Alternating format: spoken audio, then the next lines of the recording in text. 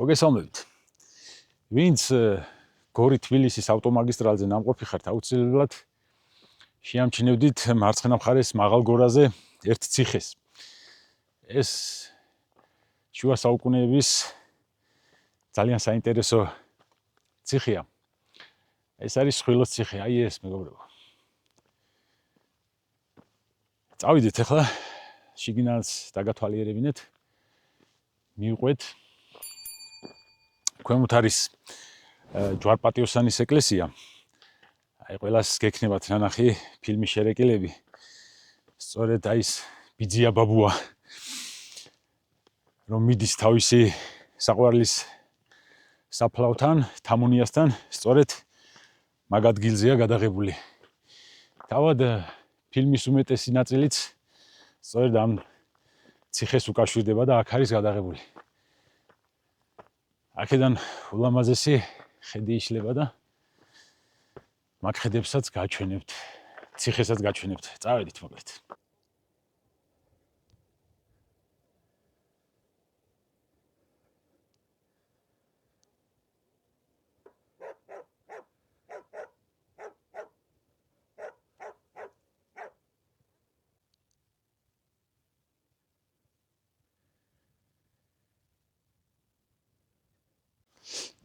მოდით აბა შემოვუაროთ ციხეს. გარშემო ესეთი დიდებული ციხეა დიდებულ ადგილას. აქეთ მოჩანს სოფლები, უბრალოდ არ მოჩანს. ნასოფლარი ბენისია, აი დაახლოებით იქ ძალიან საინტერესო ეკლესია, მანდაც ალბათ მომავალში მოვინახულებთ მაგასაც. ეხლა კი ჩვენს ხვილოს ციხეს დაუბრუნდეთ, აი როგორი მასიური კონტრფორსები აქვს. აღმოსავლეთის მხარეა.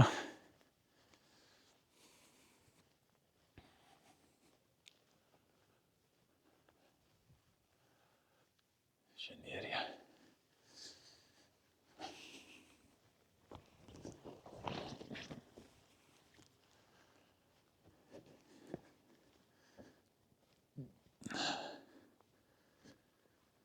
აი აქეთ მხარეს არის ნასოფლარი ბენისი. სოფელ ლამისყანამდე არ მისული მარცხნივ გადასახვევია და ამოდიხართ მაგ ნასოფლარზე. აქედან ჩანს მთლიანად შიდა ქართლი ფაქტიურად. ერთი საინტერესო დეტალი უნდა გითხრათ. ყველას გაგიგიათ ალბათ ეს ციხეებზე როცა ცეცხლს ანთებდნენ და აი მით ანიშნებდნენ ხოლმე მტრის შემოსვლას და ერთგვარი ნიშანი იყო ხოლმე. აი ამ ციხიდან ჩანს ხაშურის თავზე თუ დაგინახიათ უზარმაზარი კლდეა. ზემოთ ღორის ნამკალს ეძახიან. ხო და ეს ღორის ნამკალიც მოჩანს უკვე ახალციხიდან. წარმოიდგინეთ აქედან ახალციხემ დაახლოებით 200 კილომეტრია და როცა ანთებდნენ ცეცხლს წარმოიდგინეთ კარგამინჩი რამდენიმე წუთში გაიგებდა აქაურობა, ანუ ქართლი. აი ასეთ ამის საშუალებას იძლეოდა საქართველოს რელიეფი, მთები და ამას ყველაფერს ძალიან ჭკვიანურად იყენებდნენ ჩვენი წინაპრები და აი ესეთ სტრატეგიულ ადგილას აშენებდნენ ციხეებს. ხვილოს ციხეც ერთ-ერთი აი ესეთი თავდაცვითი ჯაჭვის ერთ-ერთი შემადგენელი ნაწილი იყო. ეხლა კი შევიდეთ უშუალოდ ციხეში.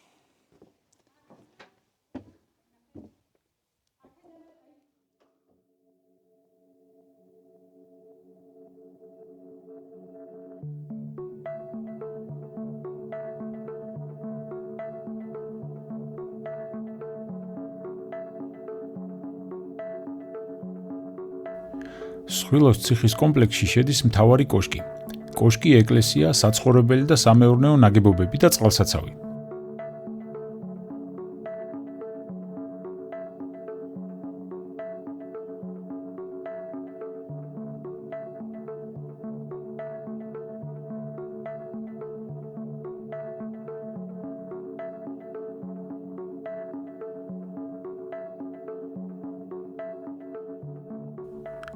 ხვილოს ციხის კომპლექსი პირველად მატიანეში მე-10 საუკუნეშია მოხსენიებული. კახთა ერისთავს კვირიკეს ერთგულებად სხვებთან ერთად დასახელებული ჰყავს დაჩი და ივანე სხვილოსელნი. მე-14 საუკუნიდან ციხის ისტორია ზევდგინიძე ამილახვართა გვარის აღზევებას უკავშირდება. მე-17 საუკუნეში აქ მათი რეზიდენცია იყო. მე-17 საუკუნიდან ასევე სხვილოს ციხე ისტორიულ წყაროებში უკვე ხშირად გვხვდება. 1629 წელს შაჰ-აბასის გარდაცვალების შემდეგ თეიმურაზ პირველმა სცადა სპარსეთის ბატონობისგან თავის დაღწევა. საჭირო გახდა სხვილოს ციხეში გამაგრებული მეფე სვიმონ მეორის თავიდან მოცილება. ამ განზრახვის შესრულება დაევალა ზურაბ ერისთავს. იგი შეიპარა ციხეში, მოკლა სიმონ მეორე და მისი მოკვეთილი თავი მეფეს მიართვა.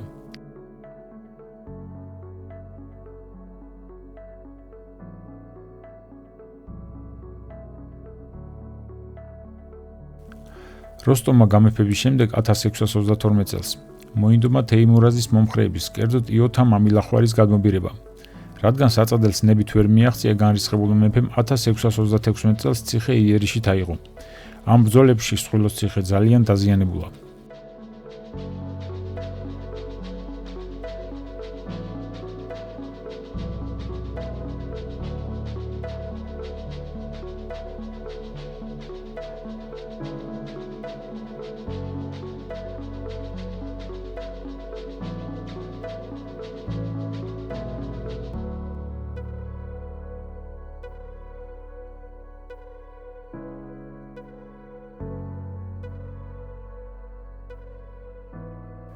სხვილომ მნიშვნელოვანი როლი შეასრულა მე-18 საუკუნეში ლეკების, ოსმალების და ყიზილბაშების წინააღმდეგ გივი ამილახვარის ბრძოლების დროს.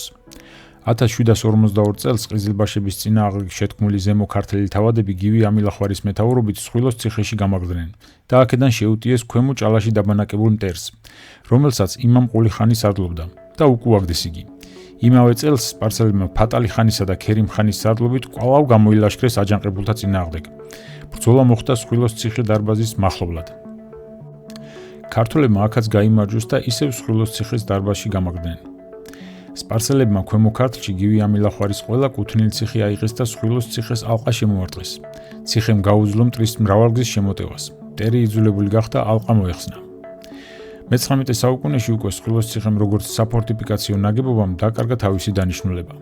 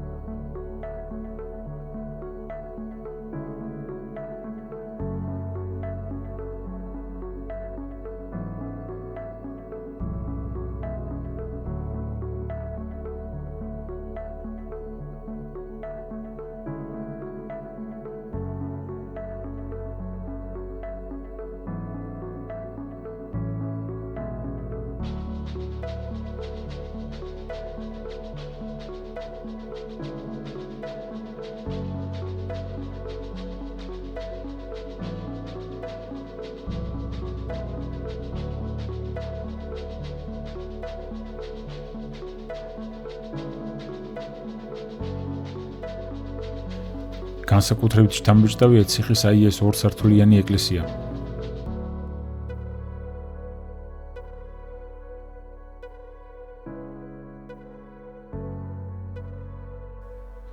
დასავლეთ ფასადის ასომთავრული წარწერის თანახმად ეკლესია აუგიათ ზევდგინიძეებს ალექსანდრე პირველის მეფობის დროს, ანუ 1452-52 წლებში. თავდაპირველად ტაძარი ერთსართულიანი ყოფილა, მოგვიანებით ზედ დაუშენებიათ მეორე ეკლესია. ორივე ეკლესია რამდენჯერმეა გადაკეთებული. ქვედა წმინდა გიორგის სახელობისაა, ხოლო ზედა წმინდა თევდორესი. ისიც ასევე დარბაზული ტაძარია.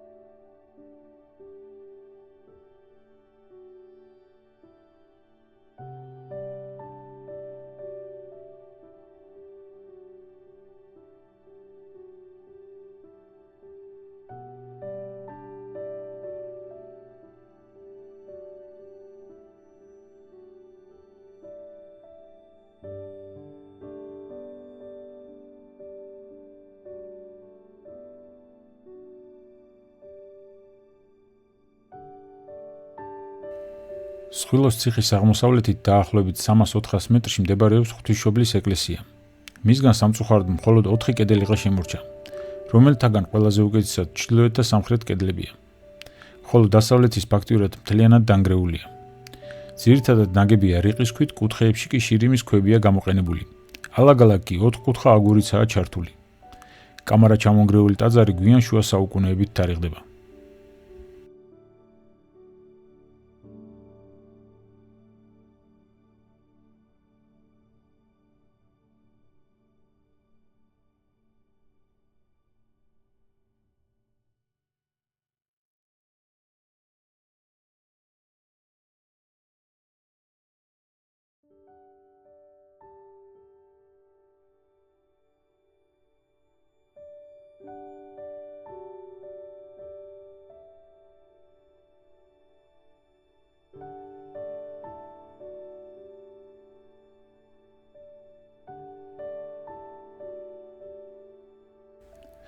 მოინახულოს სხვილოს ციხე და გვერდი აუარო პანტიანის ჯვარტ-პატიოსანის ეკლესიას წარმოუდგენელია. ისინი თითქოს ერთ მთლიან კომპლექსს ქმნიან, ისე არიან ერთმანეთთან დაკავშირებულნი. მათი ისტორიაც ერთ ფურცელზე შეიძლება დაიწეროს და საუკუნეების მანძილზე ერთმანეთის ჭირსაც და ლხინსაც ალბათ ერთად გაიზიარებდნენ. ჯვარ-პატიოსანის ეკლესია ქვემოთ მინდორშია აშენებული, ხოლო სოფელ პანტიანიდან ზემოთ აღმოსავლეთითაა. თარიღდება მე-19 საუკუნეებით. თავდაპირველად ეკლესია სამნავიან ბაზილიკას წარმოადგენდა. მოგვიანებით მე-15-მე-17 საუკუნეებში კი გადააკეთეს.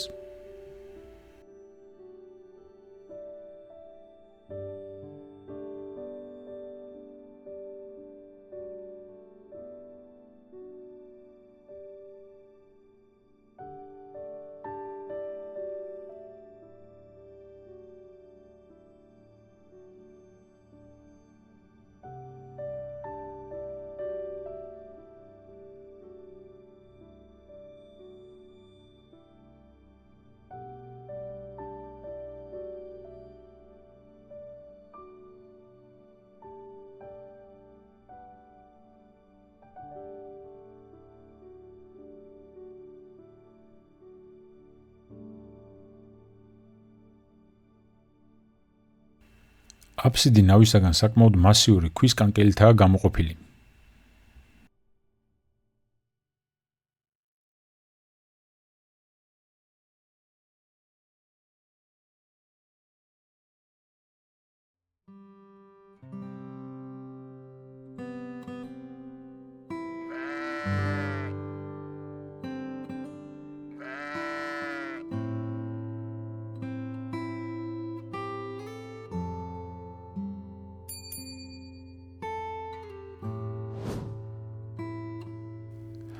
ეკლესიის სამხრეთით დგას ორსართულიანი სამრეკლო, რომელიც თარიღდება მე-16-მე-17 საუკუნეებით. ნაგებია აგურითა და რიყის ქვით. პირველი სართულის 4-ვე კედელში აგურის ნახევარწრიული თაღით დასრულებული ღიობებია. ეს სართული ცილინდრული კამარით იყო გადახურული. გუმბათოვანი მეორე სართული გეგმით 8 კუთხედია. მის წახნაგებში თითო შეისრულთაღიანი მაღალი სარკმელია. სამრეკლოც და ეკლესიაც დანგრეულია. ისინი მეტ ყურადღებას და დახმარებას საჭიროებენ.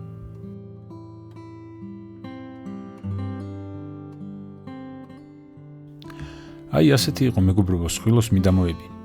საქართველოს სხვა კუთხეებში შეხვდებით. მომავალ შეხვედრამდე გემშვიდობებით.